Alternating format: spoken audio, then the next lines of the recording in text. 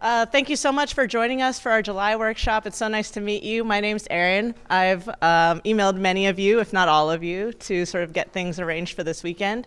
But hope you guys have lots of fun, and I'm going to pass it off to my colleague, Doug Lloyd. Hi, everybody. It was great to meet many of you yesterday at the reception. I haven't had a chance to meet all of you yet or talk to all of you in depth, but I hope I have that opportunity at some point over the weekend. I just wanted to quickly run down the schedule for today. Today is our more jam-packed of the 2 days, so we're going to have a session right now with David. After that, I'll go through the CS50 core curriculum, what is in sort of the package of CS50, CS50 AP, and CS50X. We'll have a couple of breakout tracks, a campus tour, lunch, a couple more sessions later this afternoon about managing classrooms, how we manage the classrooms here, and how some of those strategies might come into play managing classrooms for you as well. Without any further ado, let's just get started right away. Allow me to introduce David Malin to talk about CS50. Thank you. Thanks. Well, welcome and good morning, everyone. That's great. Thanks.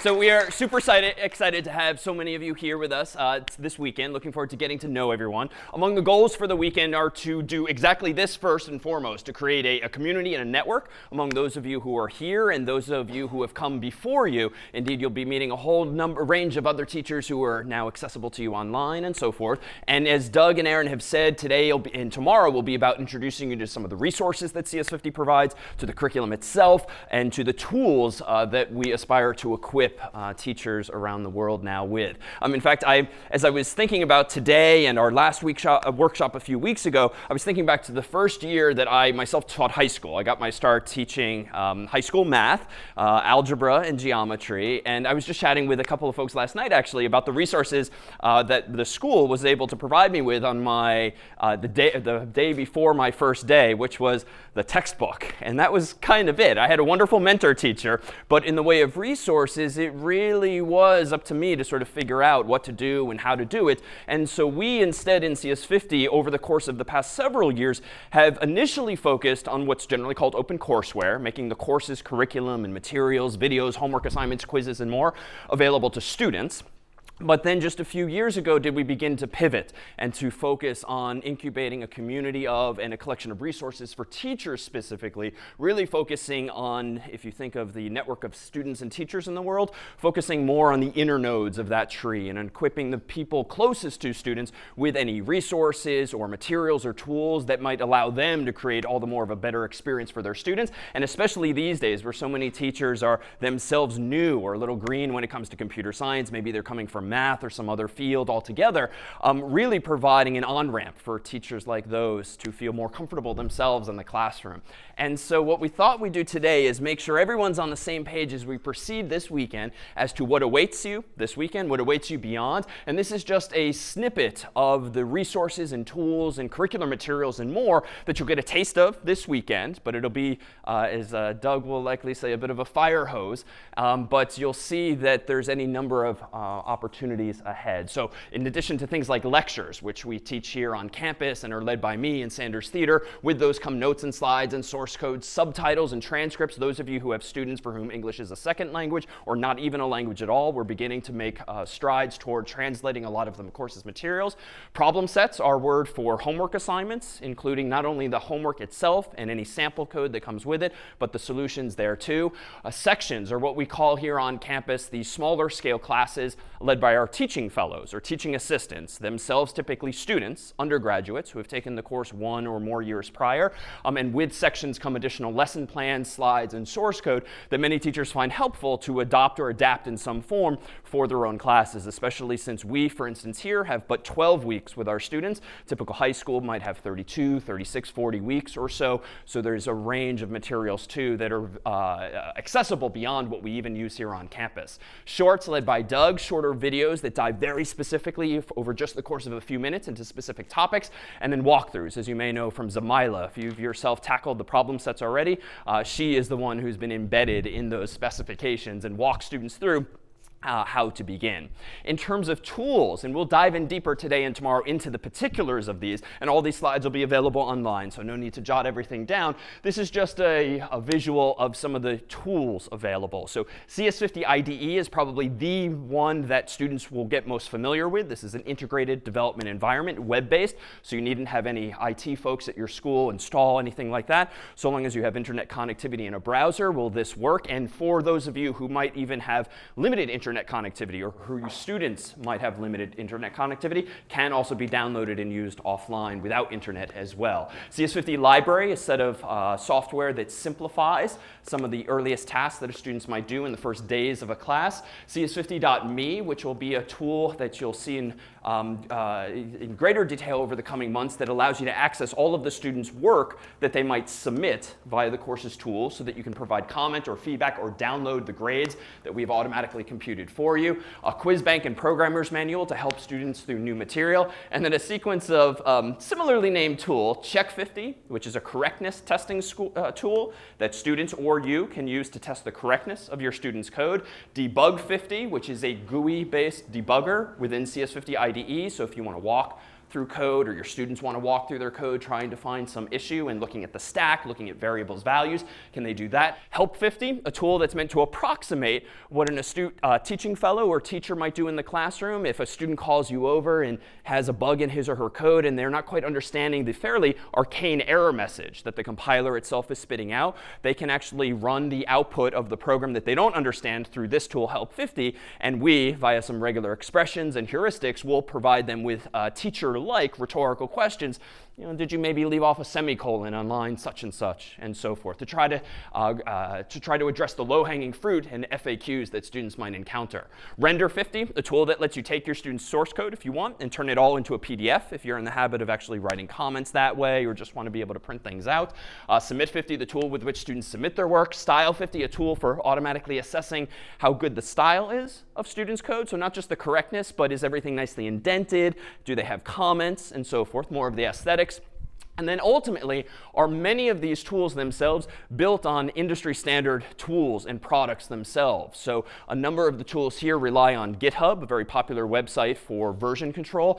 Travis CI, a very popular website for continuous deployment, so to speak, which means that when students are using these tools, even though they might be tailored very specifically to CS50, at the end of the day, they're gaining exposure to and experience with a range of real-world tools. And indeed, CS50 IDE itself is built on a tool called Cloud9, recently acquired by Amazon. So this, too, is something that should be around for some time, and they might see it beyond.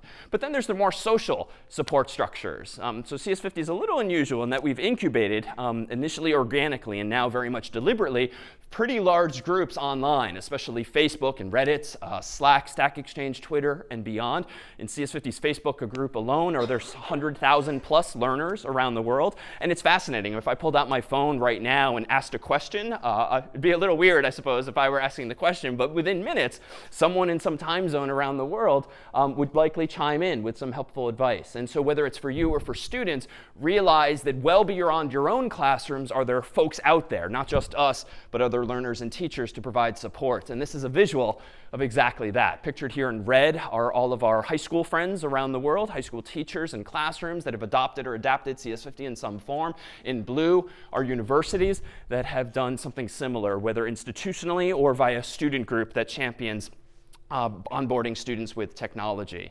To give you a sense of the community out there, here at Harvard, do we have some 600, 700 students in the fall semester when the course is offered and refreshed each year. About 150 students at Yale University, where the course is also offered in parallel. So literally, do we have students here and in New Haven doing pretty much day for day the same things, with teaching fellows here, with teaching assistants there, and in a support structure that's equivalent on both campuses. Harvard Extension School is Harvard's continuing education program, particularly for adults doing continuing ed.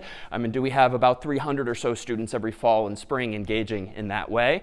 Many of you might know of edX, the online MOOC platform with which many universities are now affiliated.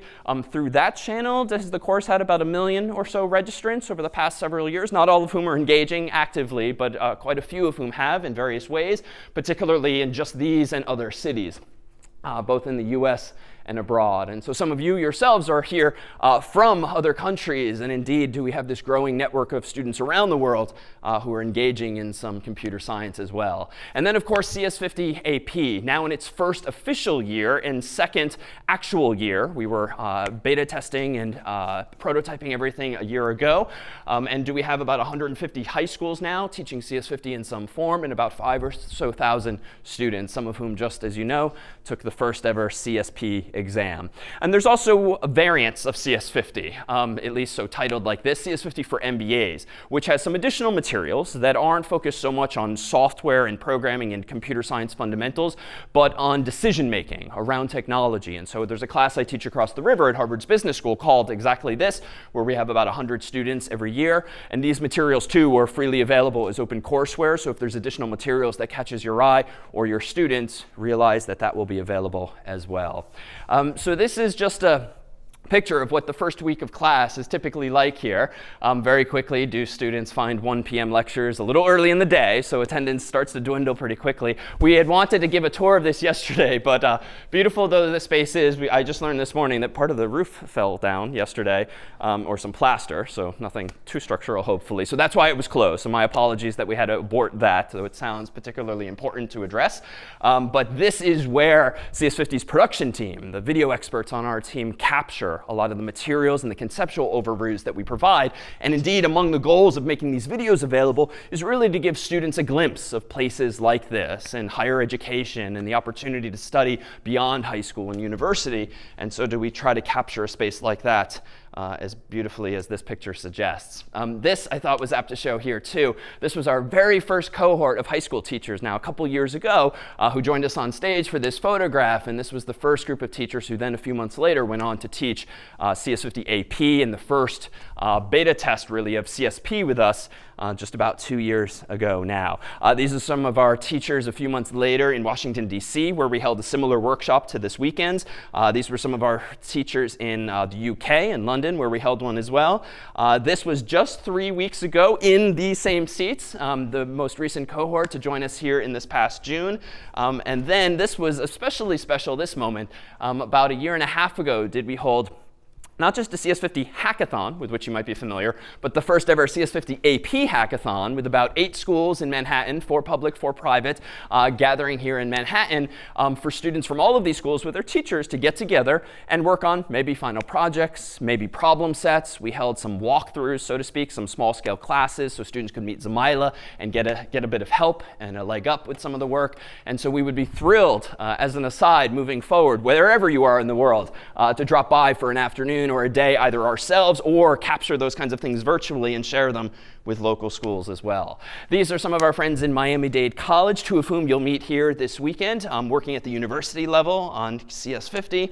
These are some of our friends this was in Chile, abroad as well. These are our friends in London, Burma, Bolivia, and then most recently did Brian, Greg, and Christian, who you'll meet this weekend, spend a few days in Managua, Nicaragua, onboarding some of the teaching fellows there, not just in CS50, but in CS50 in Spanish, thanks to Brian, who's wonderfully fluent and expert at teaching. So if you have any questions today, feel free to ask, either in English or in Spanish, and this guy here will hopefully be able to field for you as well. And this is the mindset we'd encourage you to keep in mind, because what really characterizes CS50 beyond the material itself and the syllabus and beyond the resources and tools and so forth really is the overarching philosophy and the pedagogy that underlines the class. And this is literally a phrase in the course's syllabus and something I utter in the first hour of the class every fall semester, that for students, what ultimately matters in this course is not so much where they end up relative to their classmates, but where they in week 11, the end of the class for us on campus, end relative to themselves in week 0. And we really do take this to heart. As much as we've automated some of the more mechanizable aspects of programming projects and correctness testing and style testing, there's still very much a subjective and human element, providing students, for instance, with feedback on the design of their code, things more qualitative, and also very consciously in the course taking into account really the delta between the start and end of the class, whether that's between week 0 and 11 or week 0 and 31 in the case of a traditional high school syllabus, and having a much more thoughtful or methodical process when it comes to comparing students, if need be, taking into account whether they were less comfortable or more comfortable from the get-go or somewhere in between. And even here on campus, where we have quite a few students, we, within CS50 at the college, have different tracks for students that you'll hear more about this weekend for literally those less comfortable, more comfortable, and somewhere in between. Students self-select into these tracks. You sort of know if you're a little nervous about being in the class the first day, odds are you're among those less comfortable. And if you've been, conversely, programming since you were 6 years old, 10 years old, you're probably among those more comfortable. And if you're not really sure, you're probably literally somewhere in between. And so we have different sections, in our case, at the college. Different teaching assistants will lead different tracks of sections. We have, though, within the homework assignments themselves, called problem sets, often different variants of the same problems. A more comfortable version, a less comfortable version. And you might have seen this yourself. If you had dabbled with Mario, one of the first problem sets in CS50X, you might recall that in the less comfortable version of Mario, you have to build a pyramid that's relatively straightforward geometrically. But for the more comfortable version, you have to do the same, but there's sort of a bump in the road. And sort of algorithmically, you have to think a little harder about how to achieve that. And so that allows students to have their own ceiling on just how high up they want to push themselves. To give you a sense of demographics, at least at the college here, among our undergraduates, 61% of them describe themselves as less comfortable. So CS50 is a course for majors and non-majors here alike, and at Yale as well. Ultimately, most students do identify themselves as among those less comfortable, and indeed a supermajority of our students in CS50 at the college go on to be majors in other fields. And so a goal for CS50 is ultimately to satisfy and prepare both of these audiences for a foundation in computer science, but also enough technical savvy and practical skills and conceptual understanding so that they can go hold their own in some other field, whether it's the arts or sciences or humanities, social sciences, and can actually bring to bear some of the techniques and tools that they might learn in the CS class to domains of their own. So for those less familiar, here's a quick oversimplification of the arc of the class, categorized by the lecture's titles. We begin our semester with Scratch, as you may know, a graphical programming language from MIT's Media Lab that allows us to explore programming ideas without the distraction and the headaches and the inevitable bugs of semicolons and parentheses and quotes and stupid syntactic distractions that are important to master ultimately, but certainly not in the first hour of one's programming experience. But we transition quickly to C, a more traditional low-level language, and explore topics like arrays and memory, how you can structure things underneath the hood, algorithms themselves, searching and sorting and more, data structures, and actually memory itself. And in fact, this is one of the deepest dives we do in CS50, which is unusual even among college and high school audiences introductory these days, looking at pointers and memory management, looking as close to the hardware, so to speak, as we might. And then we talk about fairly sophisticated data structures too, not just arrays and maybe linked lists, but also hash tables and trees and tries and perhaps other variants thereof, so that students really see the range of things they can construct at this lower level. But then about mid-semester, 2/3 of the way through, do we transition to a more familiar paradigm for students these days, talking about the web and software they might see on their phones and on laptops and desktops, talking about how the web itself works and the internet more generally via HTTP. This past year, thanks to our friends at Yale, did we introduce a machine learning component to the class, or artificial intelligence, looking at something called sentiment analysis with tweets. And then do we conclude the class by introducing students to a number of new paradigms that don't exist in C necessarily, but do exist in other languages like Python, SQL, and JavaScript. And then the tail end of the class, do students build web-based projects as well. And so they exit the class not having taken a class in C, but having taken an introduction to computer science in programming. And indeed, most students would say at the end that they didn't learn one language or the other, and there's no mindset around what language do you use in CS50. It's what languages do you use. And this has evolved over time. Some of you might know we used to use PHP for some time, but recently swapped that out for Python. And I don't doubt in a few years' time, even this arc will continue to evolve as well. In terms of the course's problems, and this is just a subset of the pool of problems we make available for high schools as well, where there's even a larger menu that you can choose from based on your comfort and your students and your time frame. We do begin our semester here with a problem set on Scratch, which really is as broad as make something that's of interest to you. Maybe it's a game, maybe it's something interactive or artistic in nature, but assemble the puzzle pieces and acquaint yourself with some of these paradigms. We introduce students to a number of C programs too, some of which you might be familiar familiar, but we quickly try to draw inspiration from domain-specific problems. So in the third homework assignments here at the college, we talk about Caesar and Crack and Vigenère, which is from the world of cryptography and security more generally. And we talk about the art of encrypting or scrambling information. We then pretty quickly introduce students to distribution code. So instead of starting with an empty window and an empty new file, we give them 100 or so lines of distribution code that we, the class, wrote, and we have them understand how to read someone else's code and how to understand where their contributions can be, already sort of preparing them for collaborations, whether it's with other classes or with ultimately colleagues, perhaps in industry. We then challenge them with a domain like forensics. As an aside, in graduate school, I had the opportunity to work for the local district attorney's office, where among the goals was to take in input from the local state police, which would be things like floppy drives and hard disks and so forth, and recover information that had either been deliberately or accidentally erased from those hard drives. And so we'd use that world to discuss things like data recovery and forensics. So we have students, for instance, try to recover lost photographs from a camera, whereby I accidentally every year delete some of my most important photographs. We make a forensic image, a copy of the memory card from the camera, zeros and ones all together, and then hand out that file. And students have to write a program in C to figure out where the JPEGs once were among those zeros and ones, and then recover them with high probability for us. Whodunit is sort of a puzzle whereby there's a secret image somehow embedded in a graphic that we give to students. And if you think back to at least a cereal box I vaguely remember getting as a kid,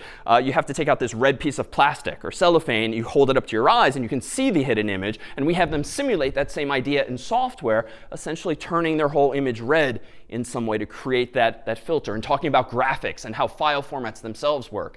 Then with our last big problem set in C, do we give students a really big text file with like 150,000 English words, and we challenge them to implement the fastest, most efficient spell checker that they can. How are they going to deal with that many words? What data structure? Should it just be a really long array? Should it be a more clever linked list? Should it be a hash table, a trie? And we actually benchmark their code. How many seconds does it take for their spell checker to work? How many megabytes of RAM or memory do they consume? And we actually, on an opt-in basis, have a bit of a leaderboard. So students can kind of see how their code compares against mine, against other teaching staff, and against classmates as well. And then do we introduce, as I mentioned, web programming.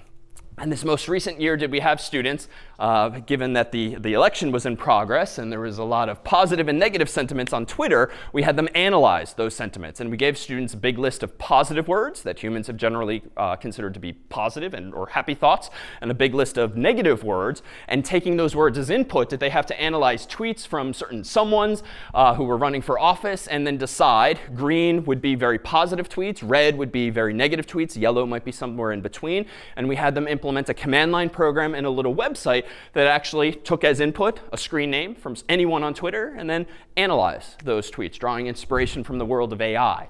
With CS50 Finance, do we have students tap into Yahoo Finance?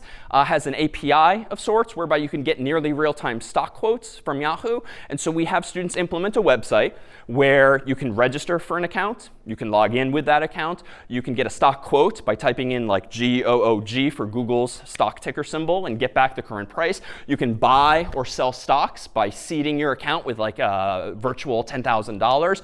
And then you can watch the value of your portfolio sort of recklessly grow or fall over the course of the few days of this assignment. And on occasional years, too, we've actually had a leaderboard for this, too. And it's wonderfully fun to see some of our most astute, say, economics students or clever students figure out that nearly real-time stock quotes, not the same as real-time. And so if you just turn on like Bloomberg or the internet elsewhere, you can see what the price of a stock actually is now, whereas Yahoo Finance might think it was lower some 15 minutes ago. So our most clever students, I think, have turned 10,000 virtual dollars into 4 quadrillion over the course of 2 weeks.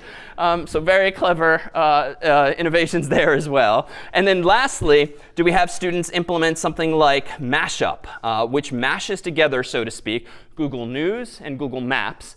And now you're seeing a zoomed in version of Stanford, California. And if I were to click on that little icon, I would see the most recent news articles pertaining to Stanford, California as of this morning, drawing the mapping data from Google Maps and drawing the news data from Google News. And so this is an opportunity for students to integrate a bit of JavaScript, a bit of SQL, a database that actually converts the zip codes to the corresponding geography and so forth, and really tie the whole problem set and ultimately course together.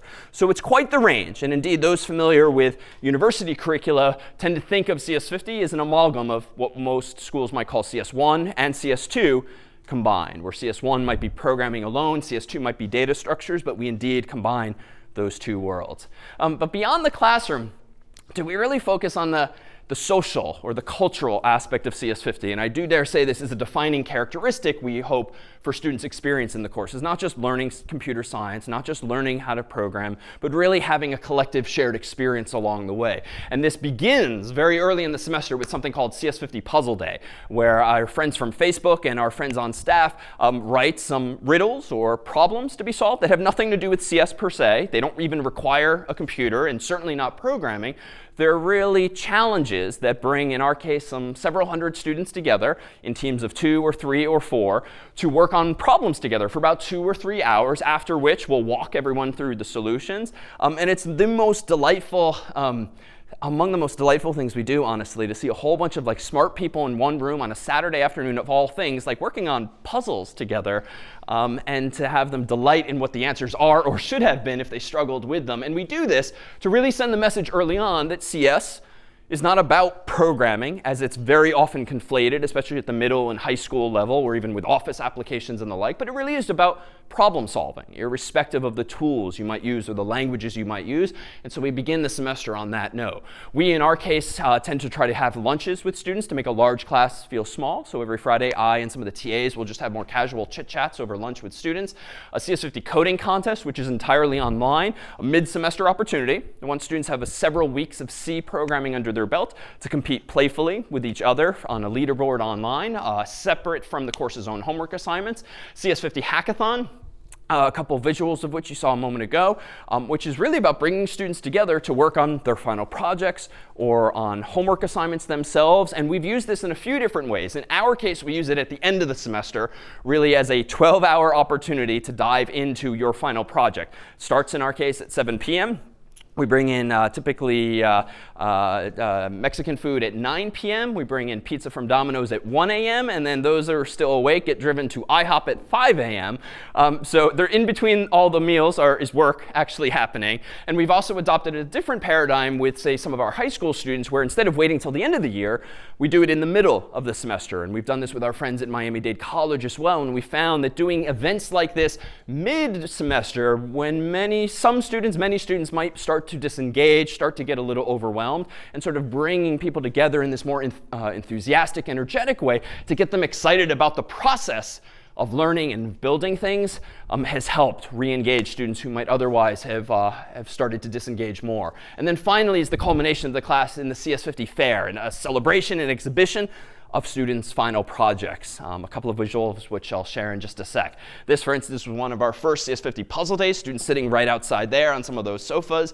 This was one of our lunches some time ago, bringing students together just to casually chat about life after CS.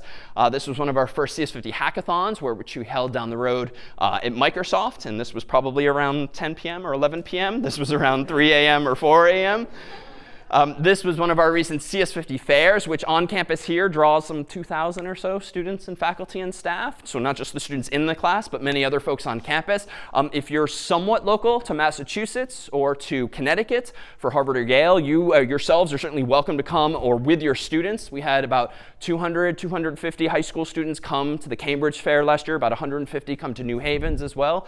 So it's been a nice way to bring those audiences together and give the undergraduates an additional body of students who are really interested in what they've built and what they themselves might build. And for the students, hopefully, the high school students, hopefully there's also an element of inspiration as well. And it really is an opportunity to do things like this, to show off to friends or attendees the projects with great surprise that you've been working on.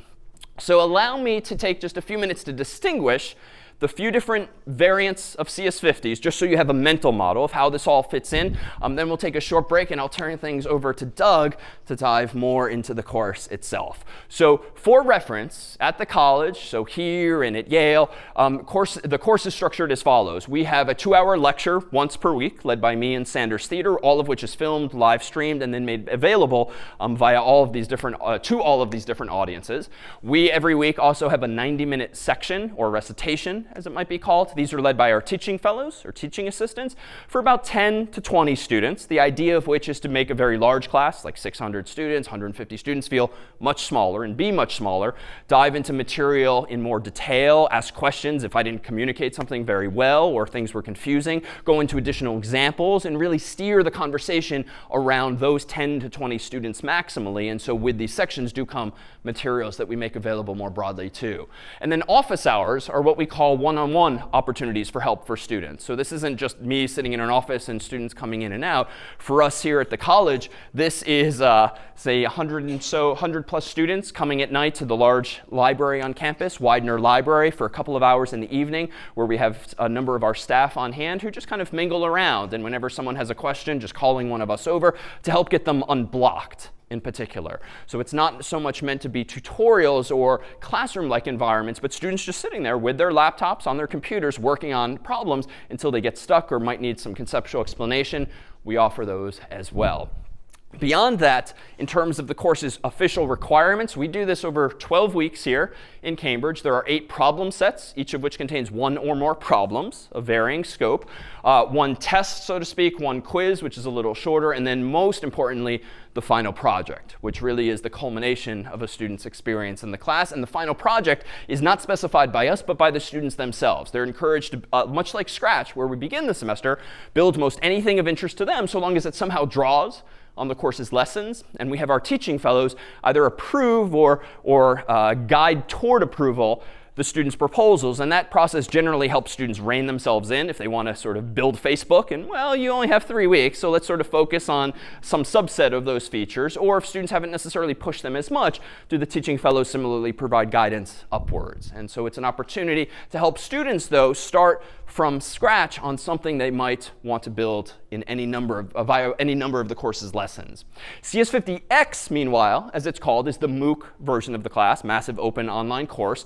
This is the variant of the course that's offered via edX. Curricularly, technologically, it is exactly the same.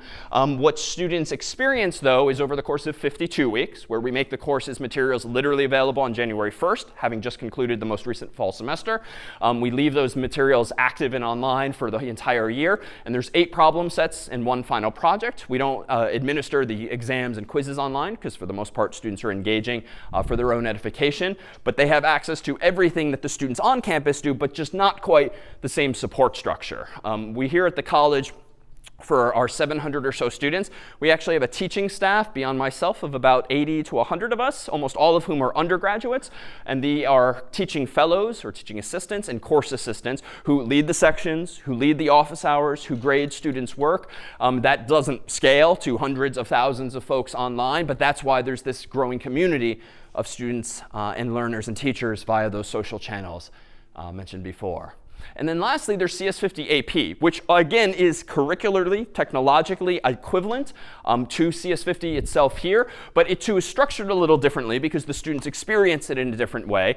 On average, a teacher in a high school classroom might spend 36, give or take, some number of weeks. And so what we've done is adapted the course's curriculum and its materials via recommended schedules and via recommended pathways for students and teachers through the curriculum, but at a different pace, and optionally adding in or subtracting materials based on the teacher's needs, the student's needs, their own comfort level, and the like, ultimately toward satisfaction of the College Board's new AP CSP, Computer Science Principles curriculum. And what's only different here is that the assessments, if teachers and their students have their students take the final exam through the College Board, are there 2 performance tasks, which you'll hear a bit more about, and 1 exam, which are distinct even among most of the College Board's AP exams. And these are aspects that are similar in spirit to what we do on campus, but tailored a bit more to their curriculum. And if we had to characterize, in summary, what it is CS50 is, I would say it's these 3 traits. distilled, the accessibility of the course. And by this we mean it's not an easy course and it's not a light course. Indeed, it's by design among, if not the most rigorous of the AP CSP offerings. But what it is accessible, we hope. And by this I mean in 2007, when I took over the class, I would say that it ended with pretty high expectations, but it also kind of had expectations that weren't so low themselves as the students' prior background and comfort. And what we've tried to do over the past few years is change the slope of this on-ramp so that we still end at exactly the same point, so that the outcomes for students are no less high, but that the on-ramp is much more accessible to students literally with no prior background. To achieve this, it's not by lowering expectations of students, but providing all the more of a support structure, providing different tracks within the course or different tracks within the homework assignments, providing students with enough online and in-person resources that any student, irrespective of his or her prior background or lack thereof, can succeed, and ultimately evaluating students relative to where they actually began as opposed to just some absolute standard alone. So with accessibility, have we aspired to preserve this historical rigor while also introducing this fairly non-traditional aspect of community and culture and emphasizing that throughout, punctuating the semester or the year with these events like Puzzle Day and the Hackathon and the CS50 Fair, as well as emphasizing online and in the classroom the opportunity to collaborate with students subject to guidance from the course as to what means doing your work or doing someone else's work. More on that later today and tomorrow as well. But ultimately making students truly feel part of a little something special, we hope, and a part of an educational experience that is quite unlike most every other they might have. And indeed, in most normal classes, you don't graduate with a T-shirt that says quite simply, I took CS50. But this really is meant to be that sort of badge of honor or statement of pride at the end, or maybe of like relief. Took CS50, past tense, but hopefully they've gotten just so much out of it. And whether it's at the college or the high school level, the expectation and the hope really is that students get unusually more out of this one experience that will serve them well, not just in CS, but in any fields that these days are so very much informed by and supported by advances and uses of computing. So rather than have it be all me talk, I thought we'd conclude with just a snippet of what we do in our so-called week 0, the very first week of the class, wherein we focus not really on programming or software, but ultimately on computational thinking and getting students thinking about what it might mean to express themselves precisely and correctly, so much so that even a computer could do exactly what they say. And so toward this end, let's do this. Could we pass around some sheets of paper to everyone? Let me grab this. And these are the pens. If anyone needs a pen, we have a bunch of these. Aaron will pass. Does anyone need a pen? OK. Is that a yes? Yeah. OK. Pen. OK. There you go. Pass a few back this way if I may. Thank you. OK. Thank you. All right. So we have 2 goals at hand, all of which are an opportunity to get everyone involved in some way or another. And I think initially what we're going to have to do is get, and we have Doug, when you get a chance, in the back left as well. Need one brave volunteer who's comfortable with a small speaking role, but you also have to be comfortable appearing on the internet. But you'll be well supported. OK, come on down.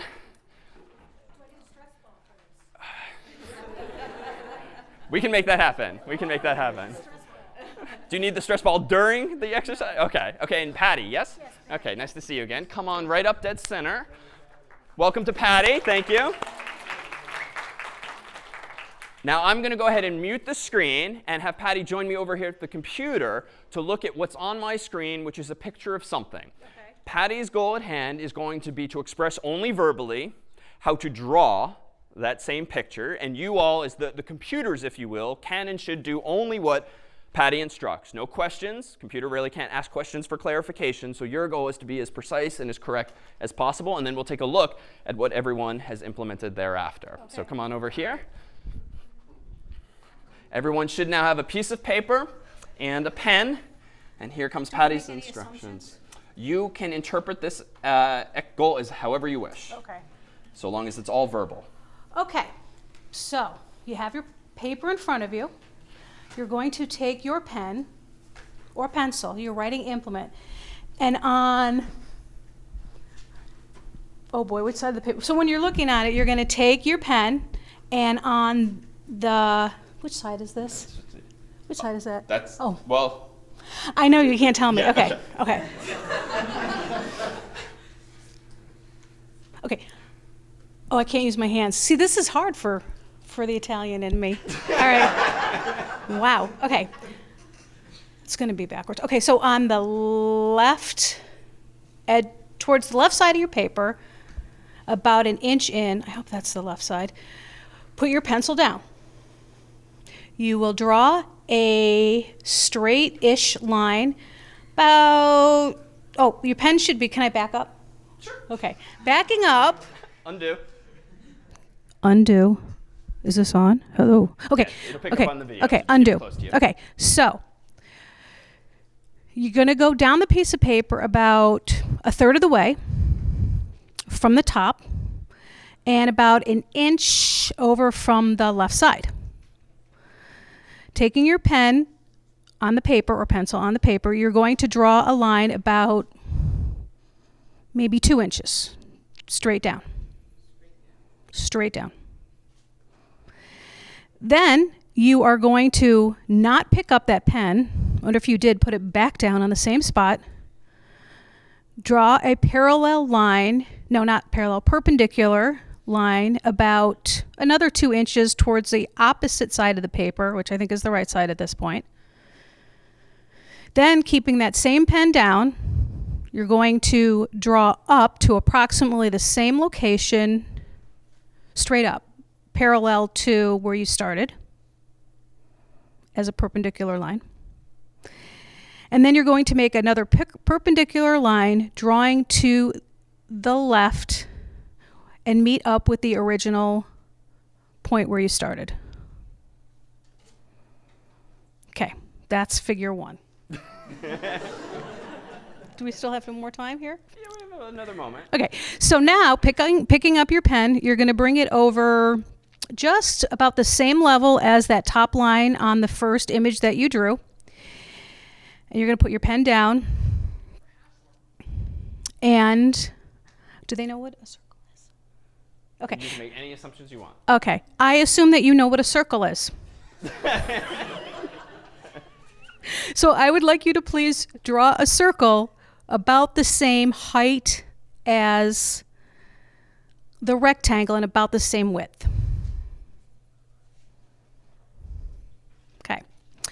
Now going over about 3/4 over from where you originally started, with your point up at about the same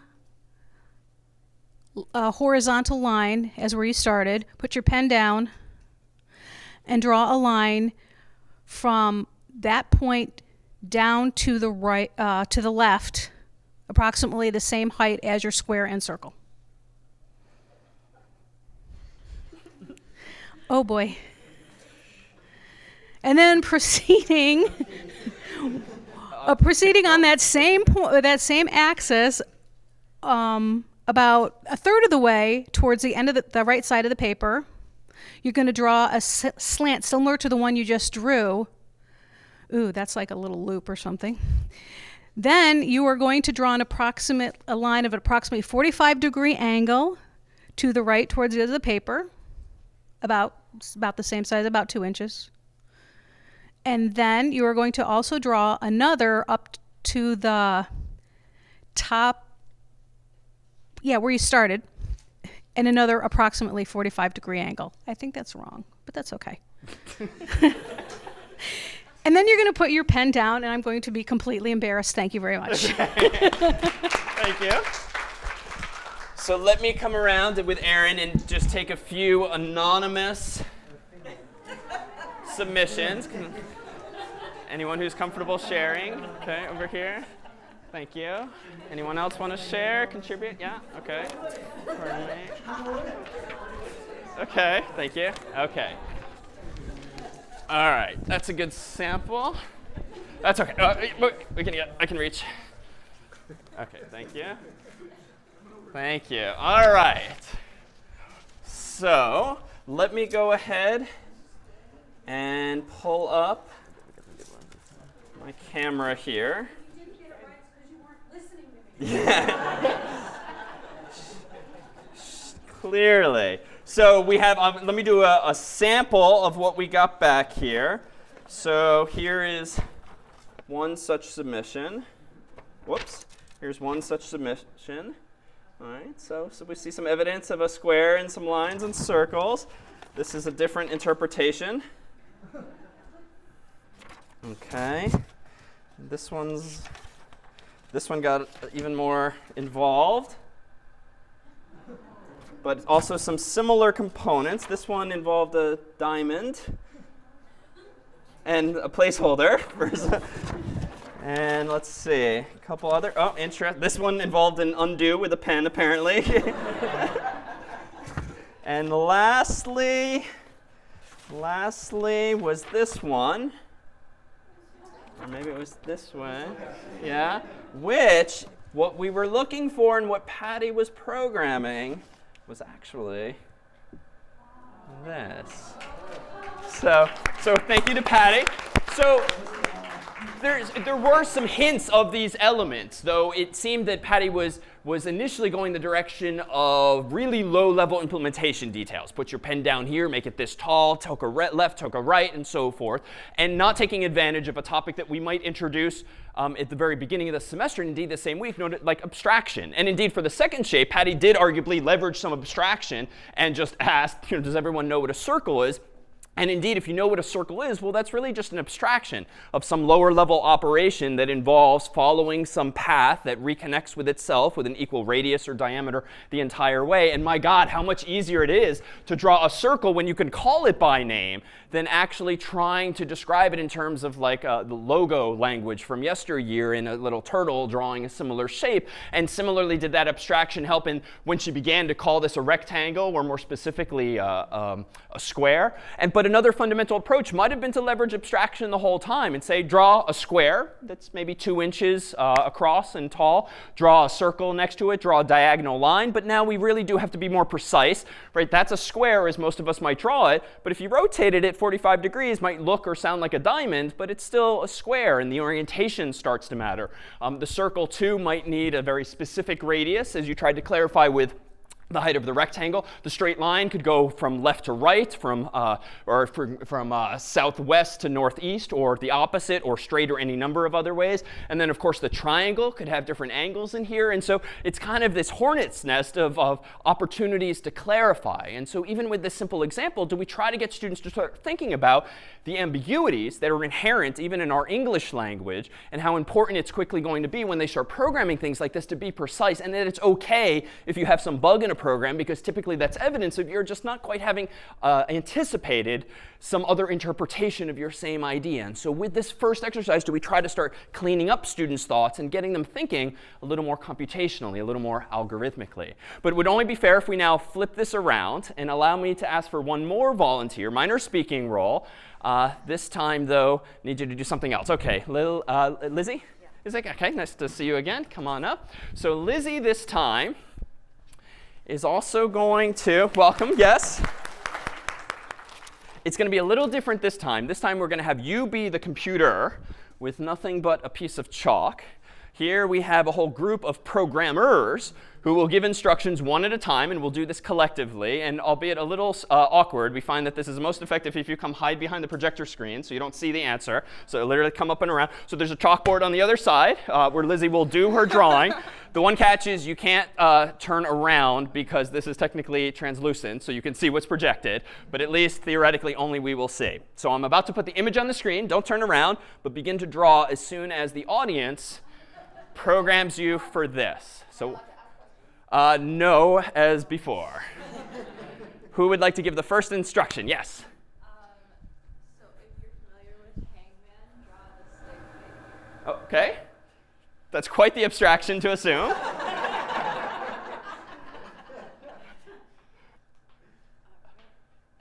right forearm is pointing up, and the left forearm is angled at the hip. OK, the right forearm is pointed up, and the left arm is at the hip. So some maybe a little slight undos or modifications.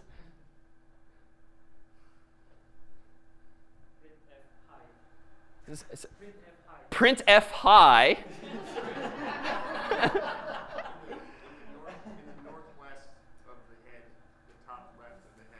in the top left of the head. Draw a short line at, I don't know, like 45-degree angle. Okay, to draw a short line at a 45-degree angle. And then above and to the left of that right high. And above and to the left of that right high.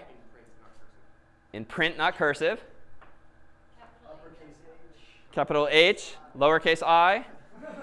I hear a lot of this. Okay. Any other instructions? Face has no details. Face has no details. Just a big circle, and it's round. No neck. No neck. No hands. No feet. No shoes on. The line between high and the head is a negative slope. The line between high and the head is a negative slope. So we're kind of cleaning up our abstraction here. Any other additions? The arms, legs, and body are a total of 7 segments. The arms, legs, and bodies are a total of 7 segments. Yeah. Arms are capital L's. The arms are also capital L's,